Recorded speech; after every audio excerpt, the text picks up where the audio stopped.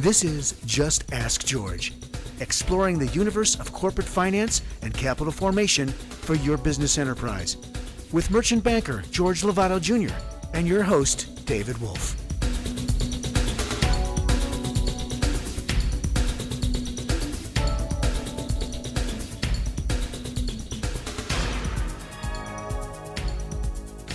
And welcome back to Just Ask George. David Wolf here with the infamous George Lovato. The infamous. How are you? I'm good. Happy today. Friday. Happy Friday. Thank you for the lox and bagels today. Friday is always some kind of gastronomic event, So today it was lox and bagels. Well said. The gastronomics continue. And it's been a while because the schedules, travel. We haven't been here in a little bit. We've been busy guys. But you haven't noticed it because we usually have a couple shows in the can. Yes, we do the and can we try thing to keep it current. And so today we're going to talk about fun stuff. It's good to see you. So today we're going to talk about how we keep America rolling with transportation financing related subjects. Right, George? There it is. There you have it. All right, very good. So talk to us a little bit about the structural nuances of transportation, those in the business of transportation, and what their needs are in terms of the financing. You have a stratosphere of size in over-the-road tractor-trailer business. You've got the guy that owns his own vehicle, and he might have his son-in-law driving another one, and then you've got teams. There's a lot of teaming that goes on where you've got husband and wife, and they run that rig, pretty continuously over a 24-hour period. Mm-hmm. And then you've got, the small and medium-sized fleets, and then you just have those big macro, mega, huge-o, gigantico companies, Werner, so on and so forth. Yep, we see them on the road. Yeah, absolutely, yep. You see them all the time. England, right. What is it? CR England. Yep. And I have an RV, and it's a big Class A, and so I have to fuel up most of the time in those truck lanes rather than where the guy with the minivan gasses up. Right. And I've got 125 gallons in there, so it takes a while to fill it up. So you get to talking to these guys, Yeah. And they're always very friendly and willing to help you, asking questions. What do you do on windy days? What do you do when it's this? They're just full of knowledge and very willing to help you. But when they say, well, what do you do? Well, I'm a merchant banker. Oh, can you finance, trucks? Can you, I've got these contracts and they're really stringing me out, and inevitably it'll turn to that.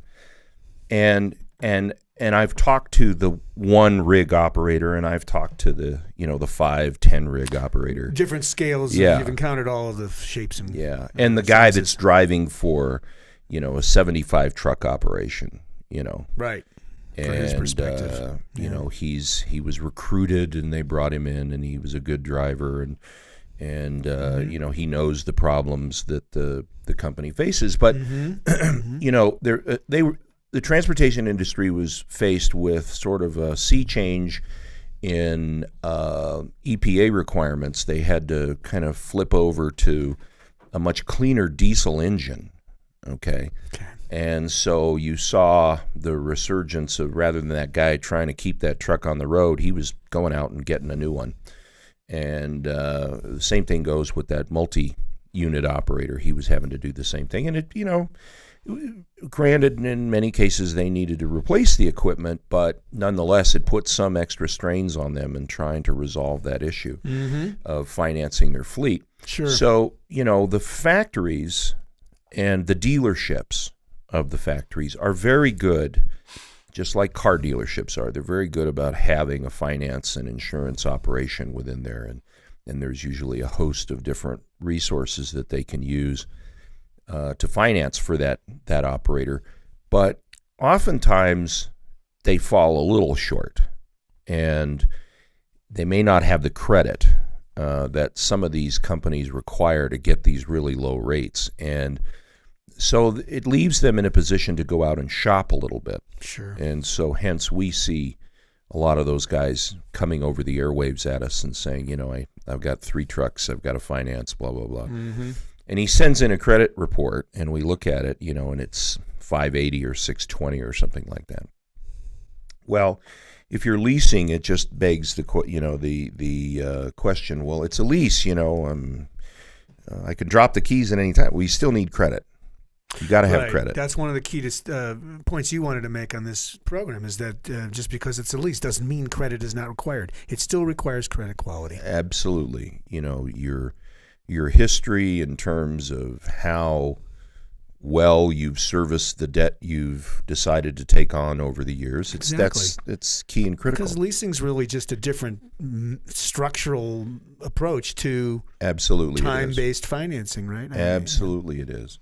All right. And so anyway, I talk to these guys, and sometimes they just get free advice from me, and I'll say, this is a 1-truck deal. It's really not worth our time. Don't really want to take up that the whole process with you.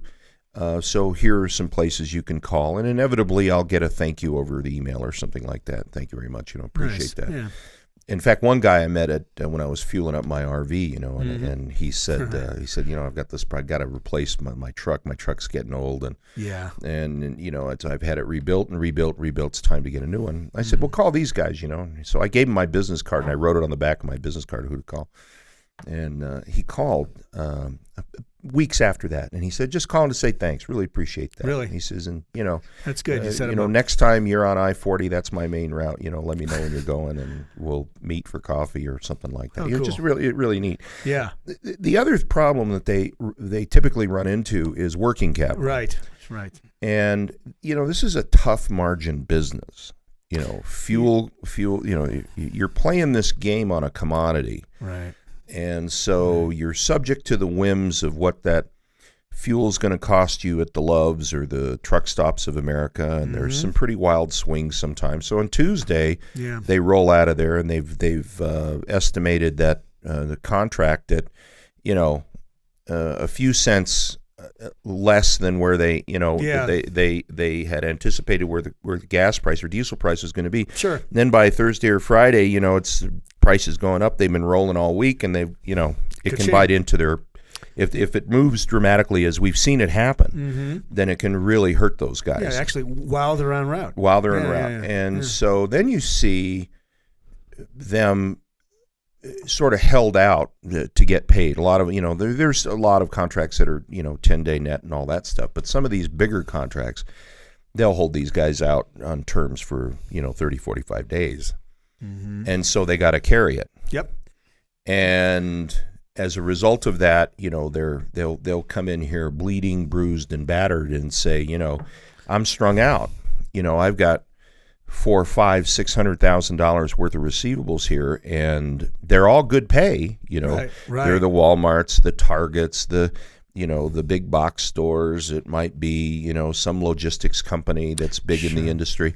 Their bad debt write-off when they're doing business with those big companies is nominal. It's just not there. But they do push them out a little bit. They big push them boxes because tend they to do can. that. Yes. Because they can.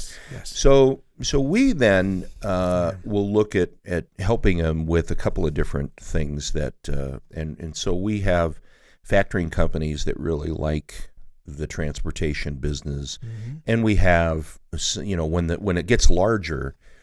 We've got asset-based lenders that will look at this stuff, and it's really qualifying the credit of the account receivable. Right. And they look into them, and we've talked about Yeah. how that works and so on in other shows.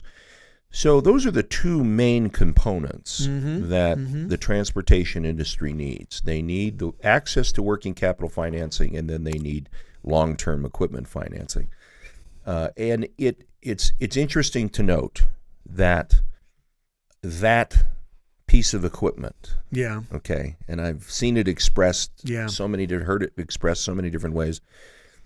A lot of these guys are really good about paying their bills and taking care of their truck. They're or logistics trucks. guys. It Yeah. makes sense, right? They just, Yeah. they're super about it. And, there's always, in every business, in every Yeah. industry, there's people that, Yeah.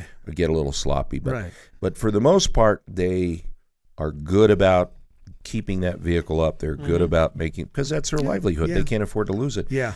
And so in many cases, when we look at their credit report, we're kind of looking more for that history rather than the score to make sure that, hey, they might have been 30 days late, but they paid. Yeah. Okay. Yeah. But if we start seeing a lot of charge-offs and things like that, it might be a relatively low score, but when we start seeing charge-offs, that begins to concern us. But late pay, when we start talking about credit, in this case, now don't generalize it, okay, in anywhere else. In this case, because they didn't have a working capital credit facility, they were getting strung out a little bit too far. It was hard to make those regularly timed payments. We understand that, and we can change the game for them by putting that working capital credit facility in. I was going to ask about scheduled or unscheduled maintenance. These are complex vehicles. I guess they use the working capital for those needs, right? Sure, I mean, that's absolutely. a part of that equation, isn't it? Absolutely. The maintenance piece. It's really important that they keep those vehicles. First of all, they're a high quality piece of equipment, and you got to maintain it. Right.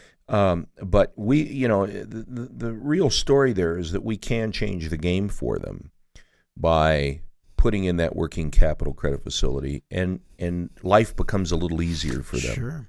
Sure. And as a result, you begin, and in many cases, over the following 2 to 3 years, once it's in place, we actually see their credit performance improve. Certainly. Yeah. Makes sense. Yeah. They've got the resources. That's how you tie it off. And that's good stuff. That's the business. It's a great industry. Any trends in the industry that you've noticed over the past, recent times in terms of, we talked a little bit about this EPA thing.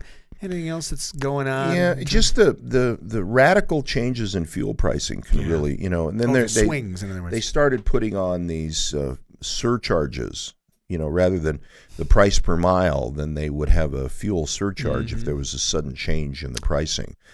But, it's not as, I'm not going to say it's not as volatile.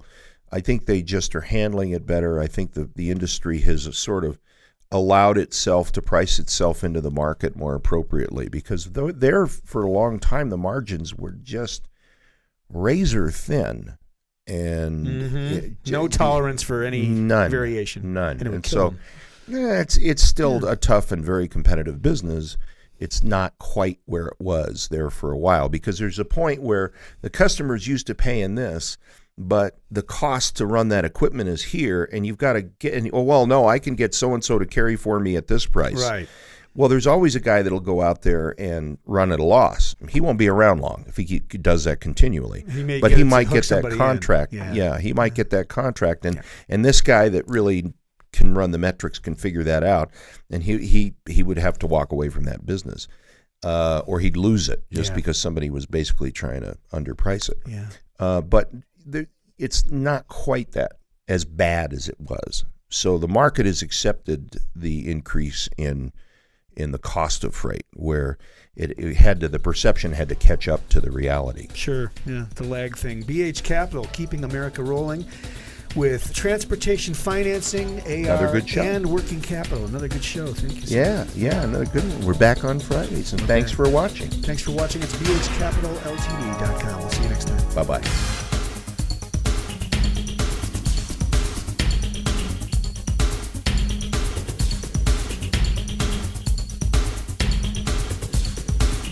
For more information about George Lovato Jr. and BH Capital, visit bhcapitalltd.com.